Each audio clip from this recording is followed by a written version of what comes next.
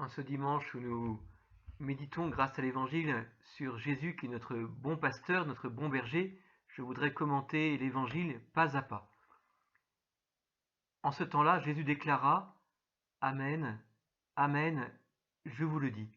Celui qui entre dans l'enclos des brebis sans passer par la porte, mais qui escalade par un autre endroit, celui-là est un voleur et un bandit. » Dans la Bible, ceux qui veulent voler les âmes sont nommés les faux prophètes ou l'antichrist, et ils désirent détourner les âmes de la vie éternelle.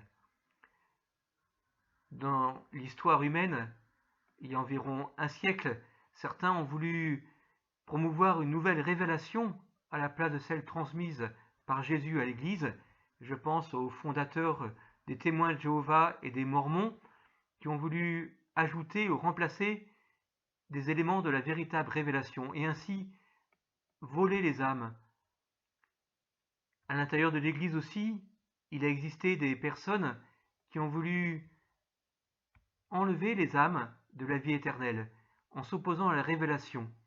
Par exemple, au IVe siècle, certains ont dit que Jésus n'était pas vraiment Dieu, il était seulement homme. Ou il y a maintenant un siècle, d'autres disaient que la Bible n'est pas la vérité. Ou encore, il y a une cinquantaine d'années, certains s'opposaient contre l'enseignement moral transmis par Dieu, donné par Dieu. Et ces mauvais bergers, ces voleurs, ces bandits qui veulent voler les âmes, le font parfois de façon ouverte ou d'autres fois de façon plus subtile, mais dangereuse. Tandis que Jésus nous dit qu'il est le pasteur, le berger des brebis. Celui qui entre par la porte, c'est le pasteur, le berger des brebis. Et nous l'avons entendu dans le psaume, « Le Seigneur est mon berger, je ne manque des riens. Sur des prés d'herbes fraîches, il me fait reposer. » Alors comment il est notre berger? Nous l'avons entendu dans la première lecture, Jésus a porté nos péchés dans son corps sur le bois, afin que, morts à nos péchés, nous vivions pour la justice. Par ses blessures, nous sommes guéris. Vous étiez errants comme des brebis, mais à présent vous êtes retournés vers votre berger, le gardien de vos âmes. Le Seigneur Jésus ne vole pas nos âmes, au contraire, il les a rachetées à grand prix par sa mort sur la croix. Il nous a sauvés et sa mort et sa résurrection nous sont transmis. Leur effet nous est transmis par les sacrements qui sont comme des canaux de la grâce pour nos âmes. Ainsi, toujours dans la première lecture, devant la proclamation faite par Pierre, les personnes lui demandent « Que devons-nous faire ?» Et Pierre leur répond « Convertissez-vous et que chacun soit baptisé au nom de notre Seigneur Jésus-Christ pour le pardon de ses péchés, vous recevrez alors le don du Saint-Esprit. » Ainsi, pour accueillir l'aide du bon berger pour notre âme, nous avons les sacrements. Pierre parle du baptême, et les 7 sacrements sont vraiment des aides essentielles pour nous. Un peu comme si nous étions sur un bateau qui allait faire naufrage, et nous avons pour nous des bouées, des canaux de sauvetage, et c'est les sacrements pour empêcher de couler, de mourir noyé. Ces sacrements, utilisons-les largement. Le grand piège, c'est de se dire chrétien, pas pratiquant. C'est un énorme piège. Cela veut dire chrétien sans utiliser les secours que donne Dieu pour nous sauver. Quel piège qui nous est tendu. Aussi, refusons ce piège d'être chrétien non pratiquant, mais soyons chrétiens pratiquants. Surtout après le confinement, profitons pleinement des sacrements, plus largement encore qu'avant l'épidémie, pour le bien de nos âmes. Toujours dans l'Évangile, le portier lui ouvre et les brebis écoutent sa voix. Ces brebis à lui, ils appellent chacune par son nom et il les fait sortir. Quand il a poussé dehors toutes les siennes, il marche à leur tête et les brebis le suivent car elles connaissent sa voix. Nous sommes appelés par notre nom. Il est dit dans l'Évangile selon saint Luc, « Réjouissez-vous car vos noms sont écrits dans les cieux. » Ainsi, nous sommes tous appelés par Dieu et il attend notre réponse pour nous donner la vie éternelle.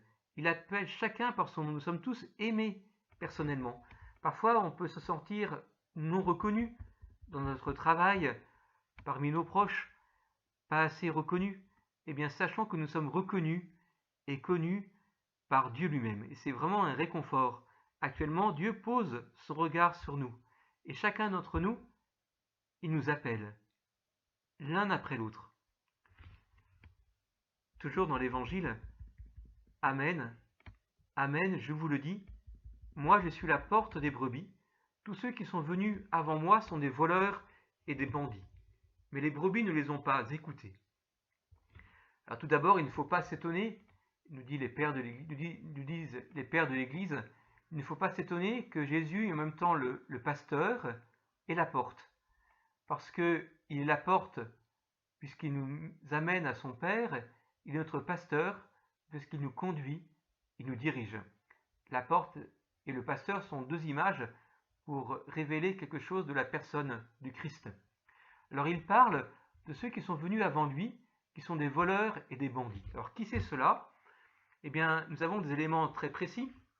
Par exemple, au moment de la passion de Jésus, il est demandé qu'un certain Barabbas soit libéré à la place du Christ, le Christ étant innocent. Qui était ce Barabbas? C'est quelqu'un qui avait fait des meurtres, et à cette époque, plusieurs voulaient faire des révoltes sanglantes contre les Romains. Dans les Actes des Apôtres, Gamaliel parle d'un certain Teudas qui a entraîné 400 hommes avec lui. Ils furent tous réduits à néant. Puis aussi un certain Judas le Galiléen qui, à l'époque du recensement, entraîna du monde et il périt aussi, ainsi que ses partisans furent dispersés. Au moment de la venue de Jésus, plusieurs se faisaient passer pour des messies. Mais c'était des faux messies avec un but tout à fait horizontal, la libération des Romains, mais sans donner la vérité sur le salut des âmes que est venu procurer Jésus, la vie éternelle. Il est venu pour nous donner la vie éternelle, le royaume des cieux, pour être toujours avec la Trinité Sainte, avec notre âme après notre mort, et la résurrection de corps, avec notre âme et notre corps. Ainsi Jésus dit, dans la suite, « Moi je suis la porte, si quelqu'un entre en passant par moi, il sera sauvé. Il pourra entrer, il pourra sortir et trouver un pâturage. Le voleur ne vient que pour voler, égorger, faire périr. Moi je suis venu pour que les brebis aient la vie en abondance. » Alors, entrer et sortir veut dire, dans la Bible, agir. Grâce à Jésus, on peut agir en chrétien, en fils de Dieu, pour avoir un jour la vie en abondance, la vie éternelle. On pourrait dire, mais la vie après la mort, c'est une question bien lointaine. C'est pas pour maintenant, pour moi, c'est dans plusieurs années. En fait, je pense que cette épidémie nous a refait poser la question de la mort pour nous, pour notre entourage. Et cette question, nous ne devons pas l'évacuer, non pas pour vivre dans la tristesse, mais parce que, en préparant notre mort, nous vivons mieux. Nous vivons de façon moins superficielle, et aussi nous accueillons la vraie paix de Dieu, et nous préparons à la vie éternelle qui nous attend. Le Seigneur Jésus est venu pour cela, pour nous donner la vie éternelle. Alors, après cette épidémie, n'oublions pas ça. Cherchons Dieu, mettons Dieu en premier pour avoir la vie éternelle. Évitons la vie superficielle, non pas que nous ne pourrions pas nous détendre, mais il est mauvais de mettre de côté les questions essentielles de l'existence. J'ai entendu à plusieurs reprises ces derniers temps que l'après-épidémie serait faire attention à la nature, vivre plus simplement. Alors cela n'est pas suffisant du tout pour bien vivre. Oui, bien sûr, il faut corriger des choses. Il n'est pas normal que le commerce se fasse avec des pays très lointains comme la Chine alors que nous pourrions produire chez nous. Cela aussi a permis une diffusion du virus de façon plus rapide. La question des frontières aussi. On aurait pu protéger notre pays alors que nous sommes tous enfermés dans nos maisons. Ces questions-là sont importantes.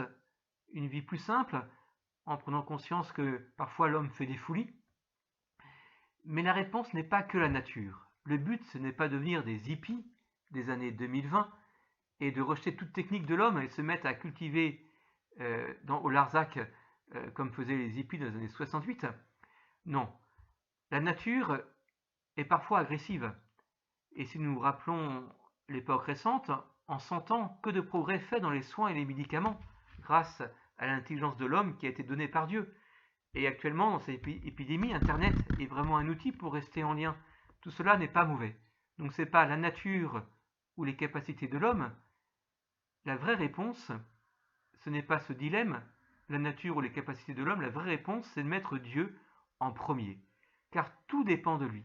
Nous sommes appelés à nous confier en lui. Lui nous a confié les animaux, la nature, pour les soumettre, c'est dans le livre de la Genèse, non pas pour détruire la création, mais pour l'organiser, participer à la création, à l'œuvre du Créateur. Et aussi, le Seigneur nous appelle à suivre notre bon berger, Jésus, pour aller au ciel. Car ce monde, cette nature, n'est pas le but de la vie humaine. Le but de la vie humaine, c'est la vie éternelle. En ce dimanche où nous méditons sur Jésus qui est notre bon pasteur, prions pour que de nombreux jeunes décident de répondre à l'appel du Christ pour être pasteur, pour être prêtre à la suite du Christ. Confions cette intention à la Vierge Marie. Amen.